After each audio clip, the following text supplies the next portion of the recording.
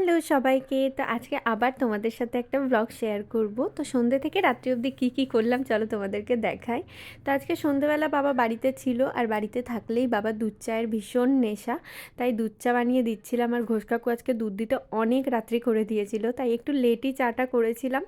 তারপর বাবাকে ভালো করে চা দিয়ে এসে আমি ভাবলাম যে একটু গার্ডার ক্লিপ খোঁজা যাক, কারণ আমার মাথার সমস্ত ক্লিপগুলো ভেঙে গেছে। আর এখন আমার এত ছোট ছোট চুল যে সব ক্লিপ লাগেও না, আর এই এক দাঁত ভাঙা ক্লিপ ছিল সেটাকেই লাগিয়ে নিলাম।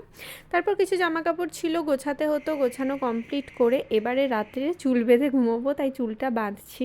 আর এত ছোট চুল, যখন আমার লেন্থটা বড় ছিল চুলের তখন আমি বেনুনি করে নিতাম।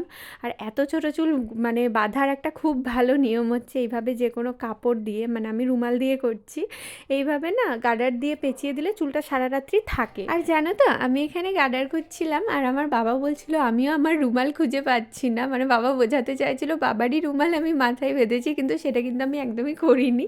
যাই হোক, তো মিষ্টির একটা ছিল, গার্ডার ছিল প্যাকেটের, সেটা দিয়েই আমি চুলটা বেঁধে নিলাম। আর কেঁচো খুঁড়তে গিয়ে কেউটে বেরিয়ে গেছে, 5 টাকার একটা কয়েন পেয়েছি। আর এখন আমি 5 টাকা 10 টাকার কয়েন পেলে খুব খুশি হই, কারণ আমি আমার বানানো গুল্লাকটাতে ভরতে পারি। তো যাই হোক, তারপরে ঠাম্মাকে নেভিউলাইজার দেওয়ারও সময় হয়ে গেছিলো, তাই ঠাম্মাকে নেভিউলাইজারটা দিয়েই চলে গেছিলাম শ্যাডোর ভাত বসাতে। কারণ তোমরা তো জানো শ্যাডো পাপা রাতে মাংস ভাত খায়, আর শ্যাডো পাপার ভাতে কোনো রকম লবণ পড়ে না, তাই ওর ভাতটা আলাদাভাবেই করতে হয়। আর আজকে রাতে না আমরাও খুব টেস্টি জিনিস খেয়েছি। কী বলো তো, এই যে এই বক্সের মধ্যে রয়েছে ওই কুচো চিংড়ি, কী দিয়ে যেন করেছিল আমি জানি না, ঝিঙে টিঙে দিয়ে করেছিল, আমার দিদির হবু শাশুড়ি মা করে পাঠিয়েছিলেন। তো জাস্ট খাবারটা অসাধারণ ছিল।